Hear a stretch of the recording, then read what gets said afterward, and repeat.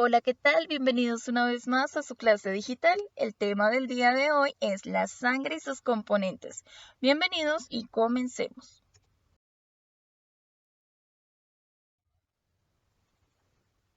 Antes de dar inicio a un estudio más profundo acerca de la sangre, es importante que recordemos de los videos anteriores lo siguiente. Primero, reconocemos que el sistema circulatorio es el responsable de permitir que por medio de nuestra sangre llegue a todo nuestro cuerpo nutrientes y oxígeno. Entonces el sistema circulatorio depende del sistema respiratorio, gracias a que por este recibe el oxígeno, y del sistema digestivo, pues por el cual recibe los nutrientes. Otra parte importante que veíamos es que el sistema circulatorio humano se compone de tres grandes partes, en las que tenemos el corazón, los vasos sanguíneos y la sangre. Hablábamos en videos anteriores acerca del corazón como el órgano más reconocido del sistema circulatorio, que es un órgano musculoso y que se encarga de bombear la sangre a las diferentes partes del cuerpo.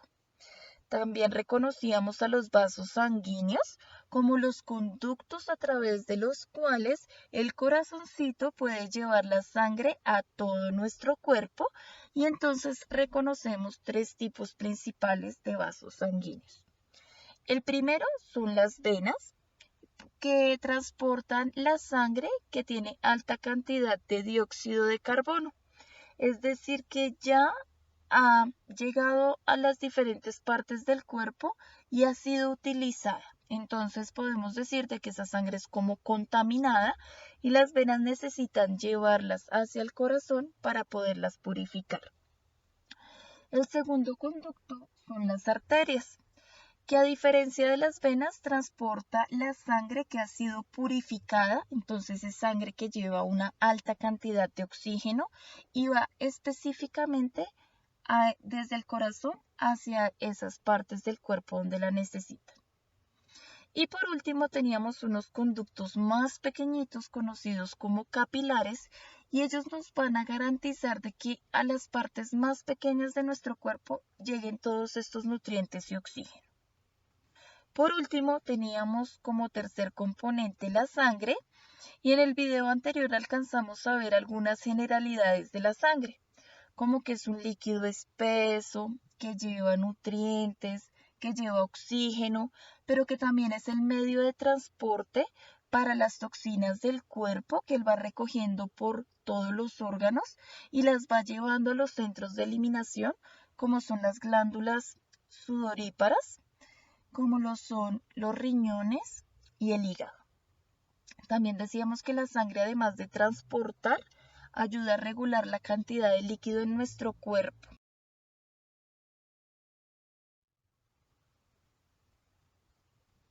Teniendo en cuenta lo anterior, entonces podemos resumir que la sangre tiene tres eslabones principales. El primero, transportar oxígeno y nutrientes.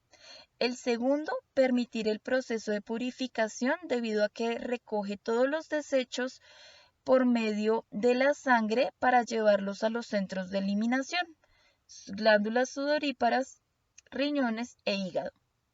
Y que además de transportar, regula la cantidad de sustancias en el cuerpo.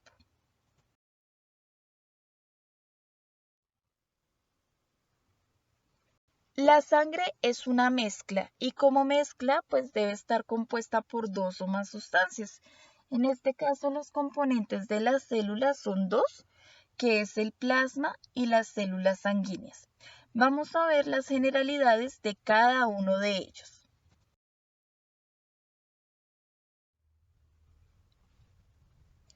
En el caso del plasma es importante que reconozcamos que es un líquido que en su mayoría está compuesto por agua. Estimamos que es alrededor de 90% de agua que contiene. El otro 10%, en el plasma vamos a encontrar diferentes nutrientes como lo son la glucosa, que también se conoce como azúcar, para proporcionar energía, las proteínas para permitir el funcionamiento del cuerpo, las grasas, que digamos en una cantidad moderada son importantes porque ayudan a proteger los diferentes órganos, permitiendo que los golpes no les hagan daño y además haciendo que las infecciones se resbalen por esa capa de grasa y no puedan entrar tan fácilmente al órgano. Las hormonas, que son responsables del buen funcionamiento de nuestro cuerpo, de ellas depende que absorbamos bien los nutrientes, que tengamos un buen apetito, que crezcamos adecuadamente, que desarrollemos cada órgano como debe ser. Las sales, pero también lleva toxinas, porque recuerden que como lo habíamos dicho, la sangre recoge lo que también el cuerpo no necesita para llevarlo a los centros de eliminación. Resulta que el plasma, al ser una...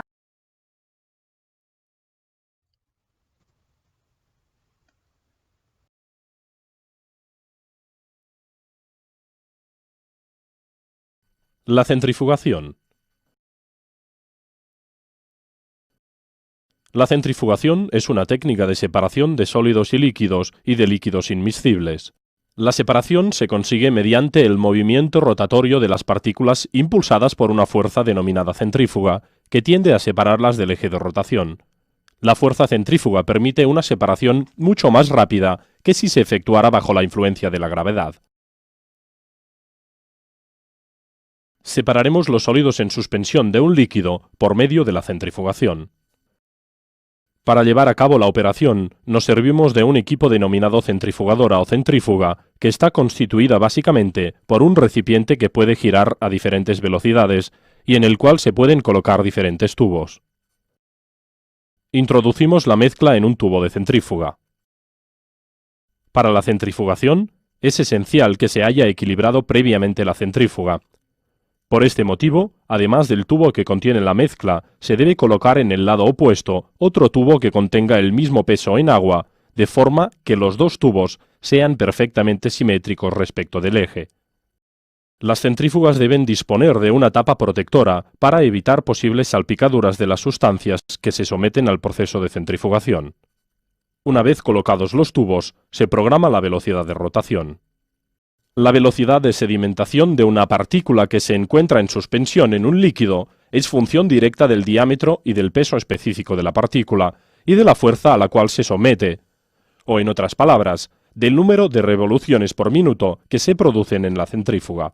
Esto equivale a decir que al aumentar el número de revoluciones de la centrífuga, aumenta la velocidad de sedimentación. Una vez acabada la centrifugación, el líquido sobrenadante se vierte con mucho cuidado en otro tubo, con lo cual se obtiene la separación entre el líquido y el sólido. Esta operación se denomina decantación y es la más elemental de las técnicas de separación. Según el caso, es necesario repetir la centrifugación varias veces.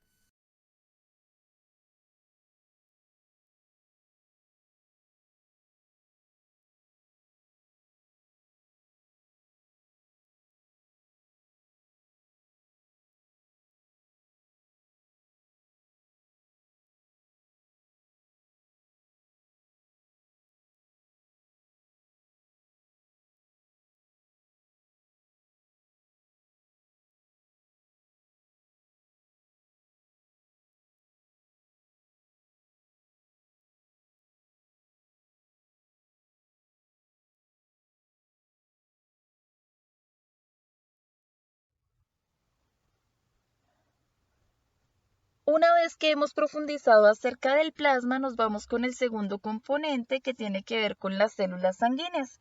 En estas vamos a tener tres tipos. La, la primera corresponde a los eritrocitos, también conocida como glóbulos rojos.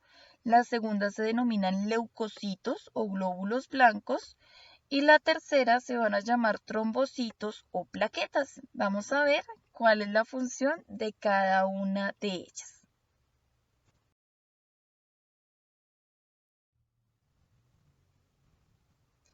Vamos a iniciar con los eritrocitos y es que los eritrocitos también reciben un nombre un poquito más sencillo que son los glóbulos rojos.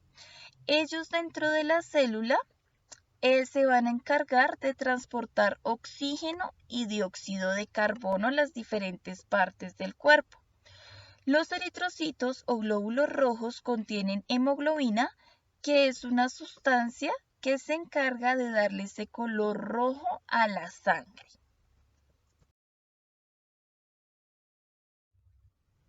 En un segundo lugar tenemos a los leucocitos, también llamados glóbulos blancos, y ellos se caracterizan porque a diferencia de los glóbulos rojos no tienen hemoglobina, es decir, que ellos no son responsables de darle el color rojo a la sangre.